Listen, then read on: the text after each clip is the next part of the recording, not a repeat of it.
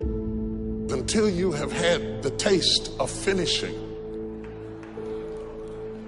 you will not respect yourself. Until you follow through, until something is done, come hell or high water, tears and struggles and pain, and you go through it anyway, and you show up and you continue to fight on no matter the circumstances. After a while, something begins to wither inside of you. How do you do that? How do you change your mind away from fear to big, hairy, audacious goals? How do you do this thing where you become what you think about? How do you think about something different? Well, you do what you're doing now, but you do it on such a consistent basis that it changes the makeup and the shape of your psyche, your spirit, and your future and your destiny. You need to learn to think, because thinking makes you act effectively in the world. Thinking makes you win the battles you undertake, and those could be battles for good things. If you can think and speak and write, you are absolutely deadly. Nothing can get in your way. Number one thing in your world is not your education. It's your dream. So what you dreaming about, y'all? What you still dreaming about? What is God still showing you in your imagination? What are you so afraid of? Why would you not take that leap and go for it before you mess around and die? Why would you not go and see what God really got for you before you leave this world? Why would you hang on to a job? If you live in paycheck to paycheck right now, when you retire, they're going to give you 1/3 of what you can't live on now. They're going to give you a gold watch and a turkey, and they're going to set you on out to pasture. If I was you, before I leave this world, I'd go see what God really got for me. Just take a chance. Now here's why you should take the chance. Name me one time God has not pulled you through. Just name it. Name the one thing God has never pulled you through. If he ain't pulled you through it, he's currently pulling you through it right now. And the reason I know I'm telling the truth is because you're sitting in here. If God was through with you, he wouldn't wake you up no more. When he wakes you up, it's because he ain't through with you yet. He got something else for you. So why don't you go see what that is? Look, it's mostly black people in here. Why we keep living our lives like we still slaves? Why we got to live our lives like we owe them something? Man, you owe yourself something. Go be free. Go see what God got for you. Oh, Steve, that's easy for you to say. You rich. Hell, did you hear me? I lived in a car for 3 years. On October 8th, I won $50. October 9th, I quit. How big a jump you want to take? You ain't even got to do that. A lot of y'all got savings. You may not have 3 years up, but you only need a little bit. Just jump. Go see what God got for you. Quit sitting here in your life posturing like it's okay. Quit funking the fake. Quit faking the funk. Quit got people thinking you something you ain't, man, when you really know you won't be something else. Some people quit because things are out of control. Nobody quits what you can control. But the moment you get in something where you don't get your way, or you get reprimanded, or you get corrected, or you go through this, or you go through that, or you go through the other, or it's bad conditions or bad circumstances, the first thing the immature mind says is, this is ridiculous, I quit. My self-esteem, even though I was building it up and I lost weight and stuff like that, I'm now around the most uncommon of uncommon people. And I'm like, my God, I'm here. Do I belong here? Do I belong here? So your mind has a good way of taking the path of least resistance. Whenever friction happens, friction causes growth. Whenever friction happens, that's why a lot of us don't have any growth, because when friction happens, we go the opposite direction. So in my mind, when friction happened, my mind said, oh, hey, man, let's get out of here. You're not real. You've lied your whole life. You come from this, you come from this, you can barely read. Those things, so whenever times got hard, my mind said, you're not good enough. Let's go. So my eyes, my mind weren't connecting. So how you combat that is this. I call it the cookie jar. You have to remind yourself. We all have a story. We've all of us have gone through very hard times. But when we're in a hard time, our mind has a way of forgetting what all we've overcome. I have a way of taking 1 second when I want to quit and saying, okay, you endured this.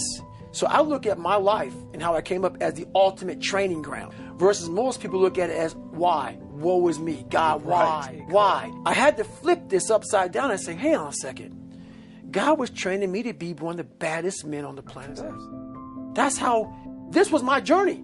Because those things beat me, but they didn't kill me. You got to have a permeating attitude that you're going to win. You got to have a positive outlook. You got to be optimistic. You got to know you're going to win. You got to, right now, you got to say, I'm going to win. I don't mean just this contest. I don't mean the contest. I mean, I'm going to win. I'm going to win. My life is going to win. There's going to be a victorious life here. Because listen to me, the price you pay for losing here is too extreme. You have to carry the burden of failure the rest of your life. You carry that around with you if you fail here. The biggest thing that breaks my heart is you feel the spirit right now. And then when you get back, these dream stealers run into you. And they start to steal your dream. And you quit. You give up. You got to decide I'm going to win. You got to decide that the failure part of carrying failure, you've been exposed to what your life could be. If you fail here, the price is extreme. It's forever. You carry the failure forever. I'm being honest with you. I meet people oftentimes that say, I was in WFG, you really changed my life at this meeting, but. And they put their heads down. They've been carrying it. They carry it. They see these Facebooks and Instagrams and what we're doing. You got to know you're going to win. You got to sell out. Yeah, I'm telling you, you got to become a sellout. You need to sell out. You need to get obsessed. You got to get relentless. You got to be a road dog. You got to get intense. That's what you got to do. You got to put your head down for a 4 to 6 year window. I don't care if you're brand new or you're one of these front rows. We need 4 to 6 years right now, like the best you ever had. You can feel it from me right now. I've been doing this 25 years. I haven't felt like this in 20. This is going to be the best run we've had. We're playing offense again. We're selling the dream again. You can feel it. We got some swagger at this convention, don't we? You can feel it. You can see the videos. We need your best. Let's go on a run. See, we're a family. We're a dysfunctional family sometimes, but we're a damn family. We don't always get along, but at the end of the day, we've done something great together. We've made history together. It's so funny we're talking about, there's nothing even remotely, there's not even something even 22% the size of WFG. It's hilarious that somebody you think that there's something like this. My God, this is a behemoth. This is the Lakers, this is the Yankees, this is the Celtics, this is the Dallas Cowboys, this is the Patriots. There's nothing like it in the world. There's some dream stealers. You need to look out for these 4. I don't want them to happen to you. You ready? Say yes. Dream stealer number 1 that'll take you out of here. Lack of confidence or faith.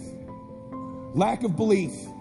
It'll steal your dream. You got to know you're going to win. You got to have some faith. These people sitting around you right now, they're whispering to you, you could do this. I believe you. Just like when you were a little boy.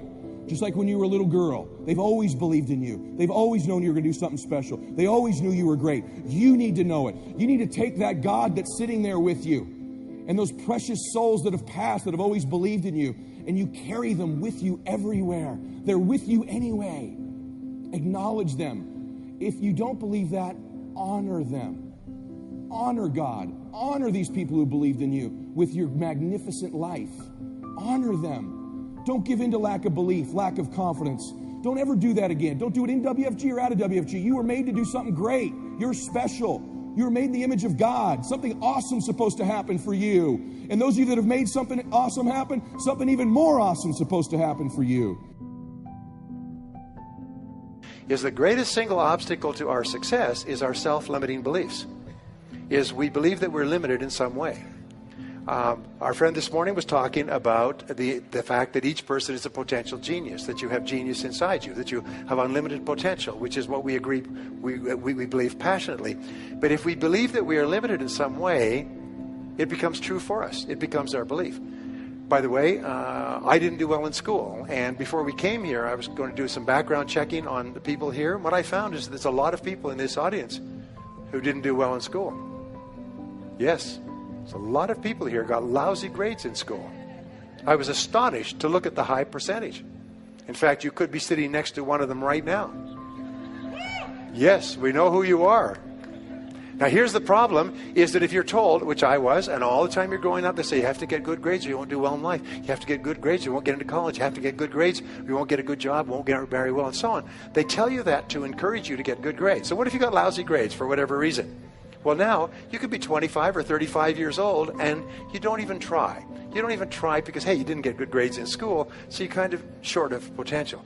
And what we do is we actually sabotage ourselves. We drive with our foot on the brake of our own potential because we think, well, I didn't really get good grades in school. And then you read the studies and you find that most of the people who got straight A's work for the people who got B's. And the people who got B's work for the people who got C's who own the companies. And the people who own the companies got the money from the venture capitalists, all who got D's in school. You know, and so the grades that you got in school are irrelevant. But if you believe that because you got poor grades or because you didn't get started, you didn't go to college or something else, if you believe it becomes true for you. So the first thing you do is you have to challenge your self-limiting beliefs and realize that most self-limiting beliefs have no foundation in reality. How many times have you had an experience where you thought you had no skill or ability in some area, and then you started working in that area and it turned out to be pretty capable, and you're quite amazed and you never had that idea? The fact of the matter is we all have that throughout life. My friend Dennis Waitley has this wonderful line. He said, you could not use all of your potential if you had 100 lifetimes. You have so much potential. And what holds us back from using all of our potential is we believe that we don't have it. I will never forget the story of this fellow's grandfather came out, homesteaded a piece of land in Alberta, passed it on to his grandfather, passed it on to his father. The father could never make a living on it. Finally passed on to the son. The son was on welfare and raising goats on this quarter section in Alberta. None of the family for 3 generations had ever made any money on this hard scrabble piece of farm. And along came an oil company. The oil company said, can we drill on your land? If we find oil, we'll sign an extraction agreement with you, royalties and so on. They drilled on his oil. They found an oil pool. And within overnight, he was a millionaire. He had an income of something like $150,000, $200,000 a year for the next 30 years. He went from living a hard scrabble life, raising goats on this lousy piece of land, and somebody else came along and showed him how to get the potential out of the land. The oil had always been there. That's what this seminar does. That's what Harv does, by the way, is he shows you how to drill oil in your own land and tap into the potential that you have. It was always there. It's been there all this time. But your job is to drill. That's really important. And that's what we're here for 3 days, is to look for insights. So remember this. Always ask yourself, if you have a self-limiting belief, what if it wasn't true? What if it wasn't true? My son, going back to David, David was really shy when he was growing up. And so I would say, you know, one thing I know about you, David, is you're not afraid of anything. He said, oh, I'm afraid of everything. He's afraid of riding a bicycle, and he's afraid of this. He's afraid of ghosts in the night. No, David, you're not afraid of anything. And I say to Barbara, he said, one thing I know about David, he's not afraid of anything. And he said, yes, I am. We drive along. I say, well, you know, I really admire David because he's not afraid of anything. And I would just say this. And I changed his name to Dave the Brave. And then I shortened it to Le Brave. I say, where's Le Brave? Where's Le Brave? Where is he? How are you doing, Le Brave? I called him that. I started calling him Dave the Brave all the time. And, you know, at a certain point in his life, he started saying, you know something, I'm not afraid of anything. It changed his whole life. You reprogrammed him to tell him, because other than that, he had a self-limiting belief. And it's really important. Anyway, so your beliefs are important, and your whole attitude toward life is determined by your beliefs. And here's the interesting thing. You come into the world with no beliefs. Every belief that you have, good or bad, you learned from childhood. And most of your self-limiting beliefs, if not all of them, have no basis in reality. Is you have the capacity to do anything, be anything that you want. You could learn any subject. You could become a doctorate in any university. You could memorize and learn languages. And the more you learn, the more you can learn. The more you use your brain, the more your brain is capable of learning more things.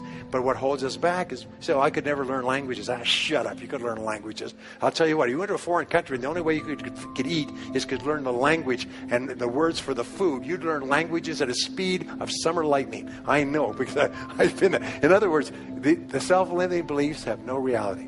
So the belief that you have to have programmed in, put in your computer, is that you are going to be a big success in life. And everything that happens is part of this great process. Now, the next law is called the law of expectations. Again, there's libraries of books and years of research on this. Expectations theory, by the way, is the foundation of all economics. It determines the drift of stock markets, the movement of world finances. It determines the investment. Entrepreneurs have high expectations that their entrepreneurial efforts are going to work. We would not start a business without high positive expectations.